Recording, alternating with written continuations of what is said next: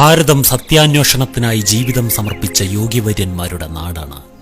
പ്രകാശത്തിൽ രമിക്കുന്നവർ എന്നാണ് ഭാരതീയർ എന്നാൽ അർത്ഥം തന്നെ. അന്ധകാരത്തിൽ നിന്ന് ലോകത്തെ രക്ഷിക്കാനായുള്ള വിവിധതരം ജ്ഞാനഖജനാവുകൾ തുറക്കപ്പെട്ട ദേശമാണിത്. സനാതന ധർമ്മം എന്നാണ് നമ്മുടെ ധർമ്മത്തിന്റെ പേര് തന്നെ. ഒരിക്കലും നാശം സംഭവിക്കാത്ത സംസ്കാരം എന്നാണ് ഇതിന്റെ അർത്ഥം. ജീവിതത്തിനെ എങ്ങനെ പരമാവധി ആസ്വദിക്കാം എന്ന വികലമായ ചിന്ത ഇവിടേക്ക് പ്രവേശനം ചെയ്യുന്നതിന് മുമ്പ് ഈ ജീവിതത്തെ എങ്ങനെ പരമാവധി ലോകത്തിന് ഉപകാരപ്രദമാക്കാം എന്ന് ചിന്തിച്ച് ലോകാ സമസ്ത സുഖിനോ ഭവന്തു എന്ന മന്ത്രം ആചരിച്ച് ജീവിച്ചവരാണ് നമ്മുടെ പൂർവികർ. ഇപ്പോൾ നമ്മളത് ചൊല്ലുന്നു. എന്നാൽ ഒരു കാലഘട്ടത്ത് ആ മന്ത്രം പരിവ്രാജകരായ നമ്മുടെ യോഗിവര്യന്മാരിലൂടെ ജീവിച്ചിരുന്നു. ഭാരത പൈതൃകമൊന്ന് പരിശോധിച്ചാൽ സ്ത്രീകൾക്കും ഭാരതത്തിന്റെ സാംസ്കാരിക മേഖലയിൽ വലിയ സ്ഥാനമുണ്ടായിരുന്നു എന്ന് മനസ്സിലാവും. ഭാരതം വനിതകളെ വാനോളം ഉയരാൻ അവസരം നൽകിയ നാടാണ്. ഇടക്കാലത്ത് അല്പം അപജയം എല്ലാ കാര്യങ്ങളിലും സംഭവിച്ചിട്ടുണ്ടെന്നത് സത്യം തന്നെ. എന്നാൽ മാതൃദേവോ ഭവ, പിതൃദേവോ ഭവ, ആചാര്യദേവോ ഭവ, അതിഥിദേവോ ഭവ, ഇവിടെയും പ്രഥമസ്ഥാനം മാതാവിനാണ്. ഭാരതത്തിൽ ഇതിഹാസങ്ങളിൽ വിവാഹങ്ങളെ സ്വയംവരമെന്നാണ് വിളിച്ചിരുന്നത്. ഏത് പുരുഷനെ വരിക്കണമെന്ന അധികാരം അവൾക്കുണ്ടായിരുന്നു. കന്യകമാരെ പൂജിക്കുന്നതും ഭാരതത്തിലെ മാത്രം കാഴ്ചയാണ്. അഗസ്ത്യമുനിയുടെ പത്നിയായ ലോപമുദ്ര ആ കാലത്ത് ഋഗ്വേദത്തിൽ അതീവ പ്രഗത്ഭയായിരുന്നു. പുരുഷനും സ്ത്രീയും വിദ്യാഭ്യാസത്തിൽ തുല്യരായിരുന്നതിന്റെ തെളിവാണിത്. ജനക മഹാരാജാവ് സംഘടിപ്പിച്ച ബ്രഹ്മയജ്ഞത്തിൽ യാജ്ഞവൽക്യ മഹർഷിയോട് ആത്മാവ് എന്ന വിഷയത്തിൽ ശാസ്ത്രതർക്കം നടത്തിയ ഗാർഗിയും ആത്മീയതയിലെ ശക്തമായ സ്ത്രീ സാന്നിധ്യത്തെയാണ് കാണിച്ചു തരുന്നത്. നമ്മൾ ഒരു ധീര വനിതയുടെ ചിത്രം പാഠപുസ്തകങ്ങളിൽ കണ്ടിട്ടുണ്ട്.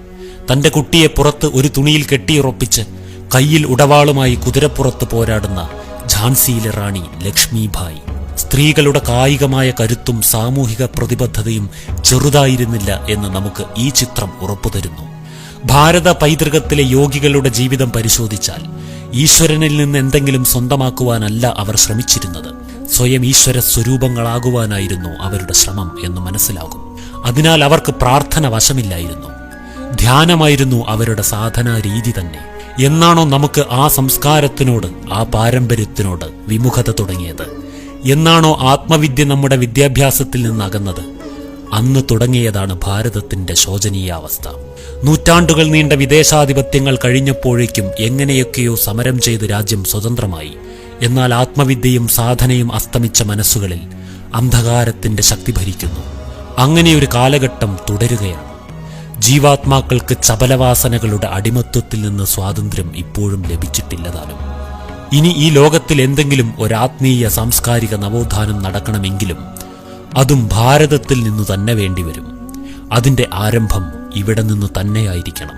ധർമ്മഗ്ലാനിയുടെ മൂർധന്യാവസ്ഥയിൽ ധർമ്മ പുനർസ്ഥാപനയ്ക്കായി ഞാൻ അവതരിക്കും എന്ന് ഭഗവാൻ വാഗ്ദാനം തന്നിരിക്കുന്ന സാക്ഷാൽ ഭഗവത്ഗീതയും ഭാരതത്തിന്റെ സ്വന്തമാണ്. ഒരു കപ്പലിന്റെ പുറത്ത് എത്ര വെള്ളമുണ്ടെങ്കിലും കപ്പൽ മുങ്ങില്ല. അതിന് ഭയക്കുകയും വേണ്ട. പക്ഷെ കപ്പലിന്റെ അകത്തെ വെള്ളമാണ് കപ്പലിനെ മുക്കുക. അതുപോലെ തന്നെ ഭാരതത്തിന്റെ പൈതൃകത്തെ തകർക്കുവാൻ ആർക്കും സാധിക്കുകയില്ല. ഭാരതത്തിന്റെ യശസ്സിനെ ആർക്കും താഴ്ത്താനുമാവില്ല.